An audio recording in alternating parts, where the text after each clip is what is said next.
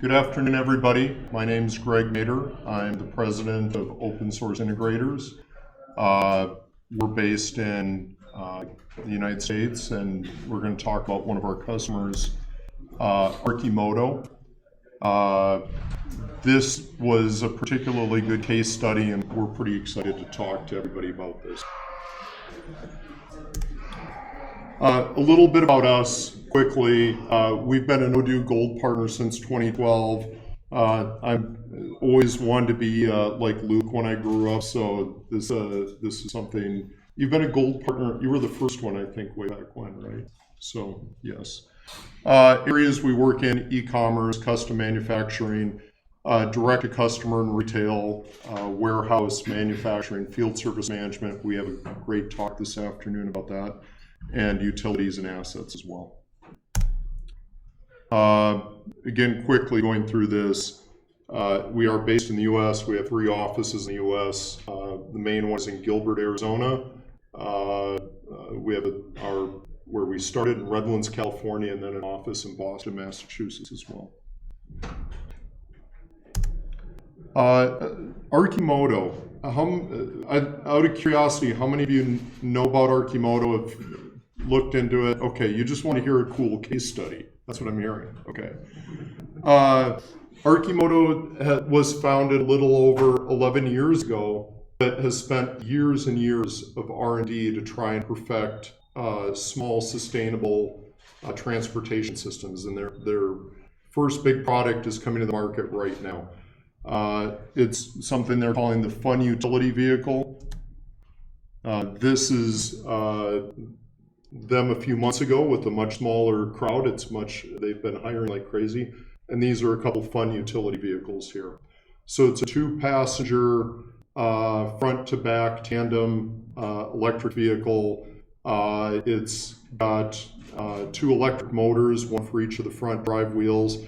That turns out to solve a lot of problems. It has great torque, great acceleration, but doesn't get torque steer because each motor is each motor can be individually vectored and powered in order to have really exceptional handling. So it's a really cool product.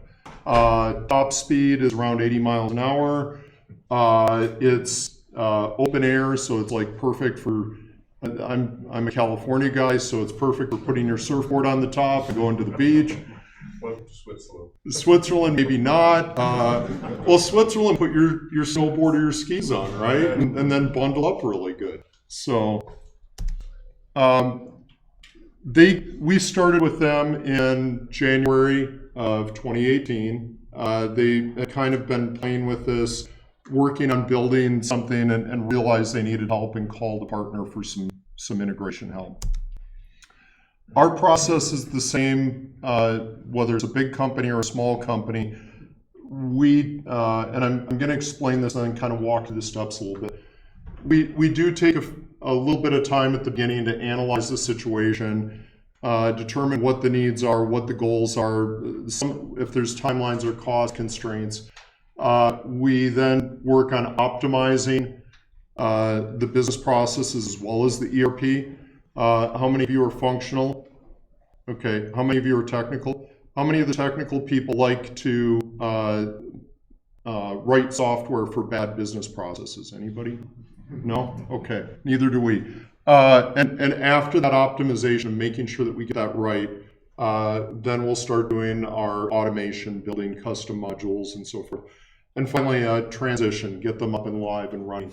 An interesting rule of thumb that I've found in the industry, not one I invented, but we're shooting to get at around 75-80% of user requirements managed out of the box or with community modules or configuration. And that way, custom development, even for an integrator, we're trying to keep it to 20% or less. That's, in this case, I think an apropos comment here. So analyzing the needs. An interesting thing about Arcimoto that a lot of companies these days want to do or struggle with, they became publicly traded. They listed on the NASDAQ, one of the U.S. stock exchanges in fall of 2017. They were in low rate production, kind of prototyping, getting things going, but they really needed a complete system to manage everything. And with them becoming a publicly traded company, they had some big challenges in terms of the reporting and financial accuracy that they had to produce here. The shareholders and SEC requirements are pretty strict, and Arcimoto knew they had to comply. Part of what we do during this analysis phase that I think is pretty important is try and get down from all the possible solutions down to just the solution.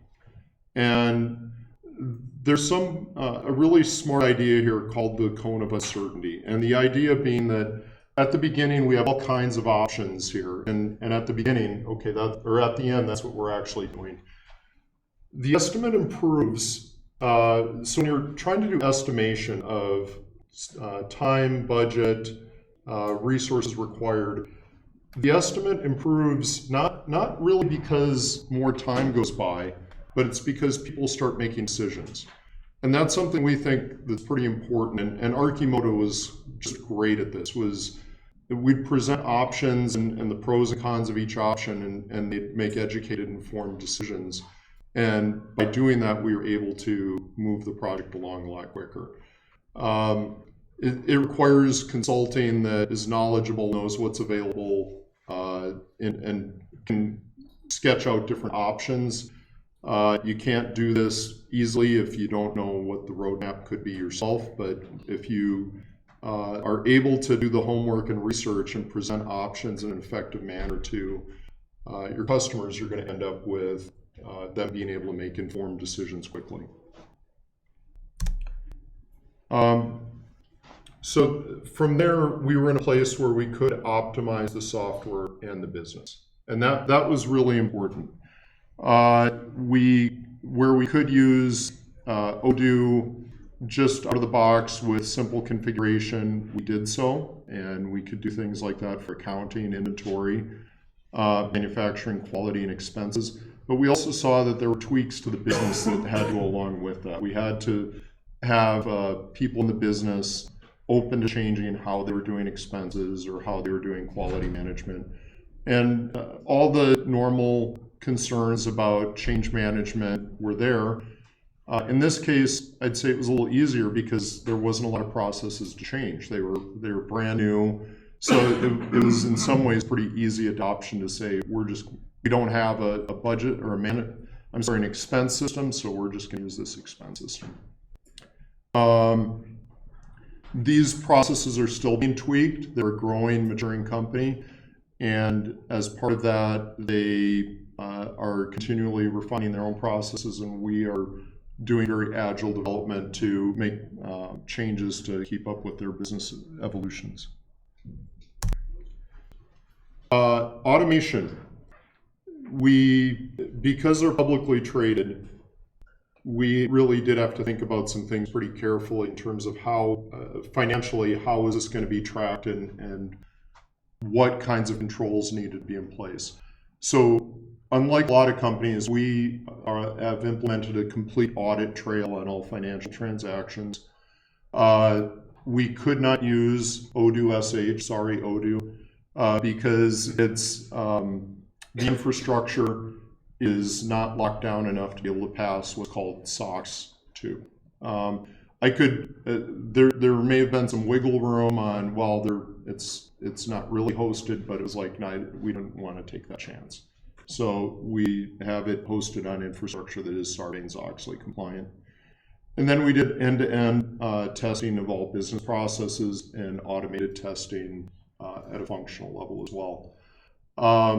By doing this, these sorts of automation tasks, we were able to have a system that we know is complete, meets audit requirements.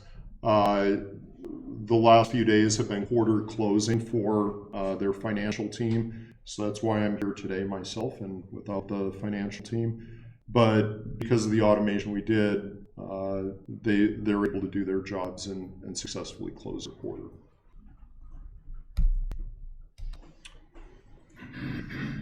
The secret, I think, to having good optimization and automation, and I referred to this a bit earlier, is this idea of making sure that we understand the business and the business processes effectively. We're not religious about the business process mapping and engineering tools out there. There's many good ones, but among those we use on a regular basis, these are included. I personally love Six Sigma and the SIPOC approach because I could teach anybody that in about 5 minutes. For walk me through your process and let's map out together. And then once I do it with them once, they're able to go forward and be able to map out their business processes themselves pretty successfully. There's some very sophisticated customers where for manufacturing, production management, we are having to do critical path analysis. Perhaps there's a machine tool that has twice the capacity of a different machine tool. But you don't want to shut down the old one, so you have to do some analysis of how much can I send to the old machine tool versus the new one, and really do some useful analysis on that. Does this look familiar to people? Everybody's seen stuff like this? Yes? How many of you are doing this? Mathematically, functionally, whatever, modeling your customers? Yes, yes. Okay. No, want to, need to. Don't want to, but you do need to. Okay. Okay. Transition. So they were able to go live with their first phase in about 4 months. That's a testament to their ability to go very quickly, to uptake the changes in the system, and really kind of, they certainly put in as much time as we did in getting ready for this deployment. We've done on-site training. We continue the product evolution as the product gets refined further. And they're in a place with sufficient financial reports and controls that they can operate as a publicly traded company. So these guys are awesome. And that kind of gets to this. This is, so he turns out to not just be a Catholic priest, but he's one of the big tech bloggers in the United States. And this was in San Francisco, and he was, I think, having like the time of his life there with that. Some lessons learned that I think are pretty important. Key business leadership really does have to be involved throughout the project. When you guys are charting projects, how many of you set up a steering committee that includes the business leadership? Yes? How many of you militantly enforce that the steering committee meets and does key decisions? And you don't get to put your hand up because I know better with you, Luke. Okay. You and I both know better that we should be enforced that more. Okay. I think steering committees and having forcing executive engagement is really important, and that's why these guys really stood out as an incredible success story. Accounting expertise is an important skill in ERP implementations. There's no way around it. We should all know enough about accounting to be able to effectively prove that the system is delivering the accurate, correct results at each step of the process. And that is kind of a non-negotiable thing, I think, that our customers expect from us as well. I'd also plan for every contingency on go live and after go live. There really does need to be a sense of checking in with customers, checking in with your users on a regular basis, and making sure that they continue to build those skills and comfort with the system, and that by doing that you're going to have the long-term adoption and success. How many of you want an FUV? How many of you want an Arcimoto? Yes? They are cool. You can do a pre-order right now. Like I said, they're ramping up production. They've managed to deliver some amount, and I'm not privy to their manufacturing schedule or how long this queue is, but I think is pretty cool. I'd love next year when I come to Belgium if I can get one of these to come with me. So we'll see about that. Okay. Questions? Nothing. The Arcimoto, their list price, well, you can look it up on the web, but their list price, their go-to-market price, I want to say is about $12,000 US. And that's their pre-orders, I think, lock in that price. So. Yeah, be careful. I think you need one. Yeah. What else, guys? Okay. What was difficult? Everything was perfect. These guys were a model team. I mean, I can't say enough good about them. That's why we're doing this case study. They're just really sharp on the ball, hardworking, knew their stuff. It was a model implementation. If I could do anything better, it would be after go live. We thought everything was fine until they said help, and that was like 3 weeks later, and it was like, oh, well, it should have told us we got a loose end or two here, but that's fine. What was the process landscape that you implemented for this company? Was it production, sales, marketing? Mostly around production. There is some tie into their marketing and sales side as well. They're rolling out a dealer sales model where Odoo will become more important here in a few months. So not yet on sales, but close. So what else, guys? Yes, sir. You said this company is on stock and therefore is compliant. A company which is not on stock in the US to recommend the standard accounting features from Odoo? We have plenty of customers that work just fine with the out-of-the-box Odoo accounting features. I personally think auditing and some of the other tighter controls are useful even if it's not a publicly traded company. Even in non-publicly traded companies, you still want to make sure that money isn't being diverted or budgets aren't being blown out or things like that. So I think tight accounting controls are good for everybody. Well, that's on top of internal control systems that you're saying. Yeah. What else, guys? Okay. Thank you very much. This was a lot of fun talking about such a cool company. And thank you.